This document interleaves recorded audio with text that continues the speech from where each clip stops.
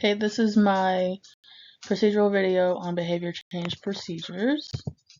So the task list item that I chose to do a procedural video on from the BACB task list is G12, which is select and implement chaining procedures. According to Cooper, Heron, and Heward, a behavior chain is a linked sequence of responses leading to a terminal outcome. So within a behavior chain, each individual response in a sequence produces a stimulus change that functions as a conditioned reinforcement for that particular step. And then it also produces an SD for the next response within the chain. So typically within behavior chains, it is a sequence of steps. You start with one step, and then the completion of one step indicates the movement within the chain into the next step until you get to the end of the behavior chain or the sequence, and then you are able to complete and continue on after you're done with the behavior chain. There are 3 different types of behavior chaining procedures. The first one is forward chaining. So within forward chaining, the learner starts at the first step of the sequence and then continues on with the rest of the steps being prompted by the RBT or the individual that's working with them or the staff member that's working with them. So if you were to be doing a chaining sequence for washing hands, for example, the learner would most likely begin the chaining sequence in forward chaining with independently learning how to turn the water on by themselves, and then the staff member would go in after the first step and help with prompting for the rest of the steps, which is typically wetting your hands, getting some soap, scrubbing for 20 seconds, so on and so forth.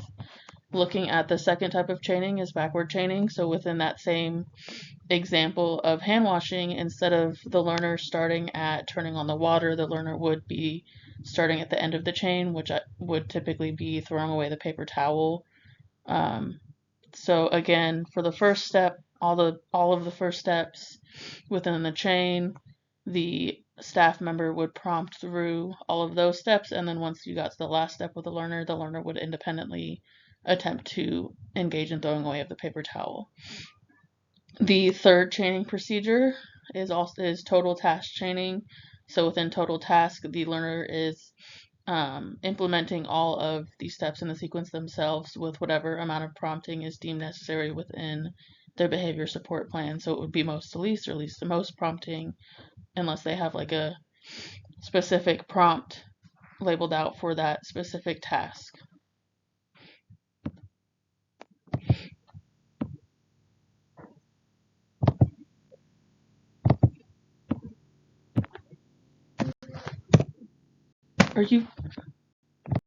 Within behavior chains, there's also something called a task analysis. A task analysis is the act of breaking down a complex skill into smaller steps that are teachable as units and putting them within that sequential list. So typically the result of this is having the sequential order of steps to complete the tasks. This can be a visual representation or just a numbered list of steps. So within the visual task analysis, you can see on the right, someone is learning how to order from a menu, and they have pictures as well as the steps next to them to implement that chaining procedure. When looking at the bottom left, it's a little harder to read. They also kind of have the steps, but more just labeled and not written out, and it's got the visuals for hand washing procedures as well as going to the toilet, which is typically something that could be used for early learners to be able to see that visual and implement that in real time. Steps for completion. So within chaining, the goal, as stated, is to break down a complex skill into smaller parts to help a learner successfully complete the skill by learning each step independently and putting it all together into one complex skill at the end. So the steps for this are breaking down the skills into steps and then determining which chaining procedure to use based on the learner's level of independence with each step, implementing the chosen chaining procedure with fidelity through all implementers of the trials, and then providing praise for completion of the steps on the learner's reinforcement schedule. So an example of forward chaining would be this.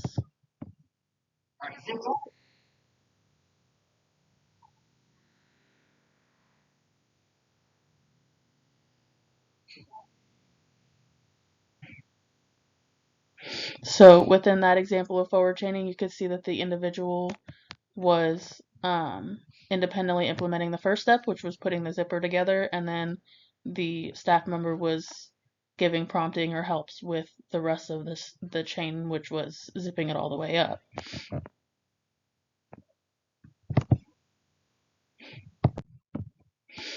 And then here's an example of backward chaining.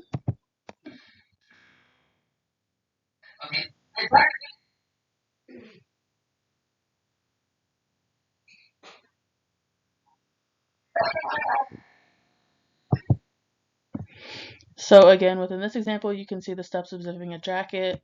With this one, the staff member put the zipper together for the learner, and then the learner was able to implement that second step of zipping the jacket all the way up independently.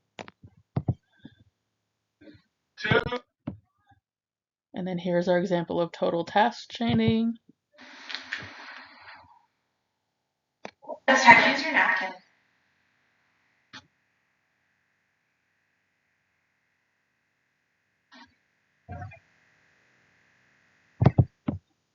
So as you can see in this video, the learner was able to pick up the napkin and put it down by herself.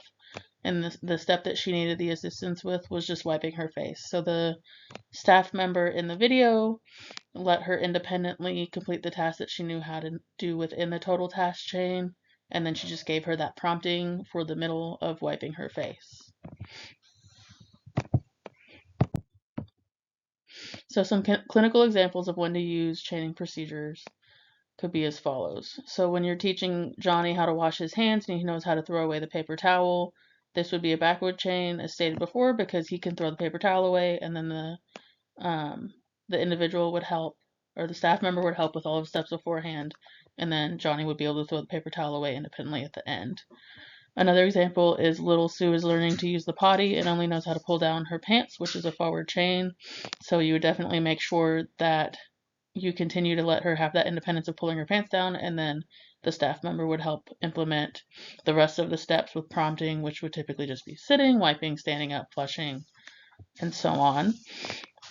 And then the third example would be teaching Jackie how to use a fork when eating, and he knows how to hold it and put it to his mouth, but doesn't exactly know how to get the food on the fork. So with this example, you would use total task chaining, because he can pick up the fork by himself. You can help with prompting to get the food on the fork, and then Jackie can take the food and put it in his mouth independently and put the fork back down on the table. Some potential questions would be, when would you use a chaining procedure? And typically they are used when the skill is too broad for a learner and is easier taught when you break the steps down into smaller steps. And then how do you determine which chaining procedure to use? It fully just depends on the number of steps, or which steps the individual can do independently versus which steps still need to be taught. You want to make sure that you are offering that autonomy and independence at all times for the clients, and they're not becoming prompt dependent on steps that they would know how to do. Considerations when using chaining procedures, again, is ensuring you're observing which steps the client has independence with before deciding which chaining procedure to use. When you implement chaining procedures, it is important to not take away the autonomy of the client. As I said before, you would only prompt when it is deemed necessary in the specific chaining procedure, and a task analysis should be individualized according to the learner's age and skill. So like stated previously, the ordering from a menu is probably for a learner that's a lot older, more like teenage, is able to go out in community settings and you can be with them to order food, and then the bathroom and the washing hands would be geared more towards early learners who are in toileting training. So some self-monitoring techniques is just to follow the learner's reinforcement schedule and behavior plan. It's important to know your learner's skill set and repertoire, so that way you're letting them independently complete the steps that they would know how to do. You would provide prompting when it is written in the chaining analysis or when it is where it is listed in their treatment plans. Make sure that you're giving clear instructions and you are still narrating through everything they're doing. Even if you're doing a forwards or backwards or a total task, you can still narrate each step so that they can hear that narration and understand that this is what they are doing. Allow autonomy for the steps that the learner can do, and ensure reinforcement is immediate and effective following completion of all steps within the task. So while stated that reinforcement is given at the end of the steps, and each step counts as its own reinforcement into the next step, it's still important to ensure that you're offering that reinforcement for the completion of the skill set. And then this is just my references.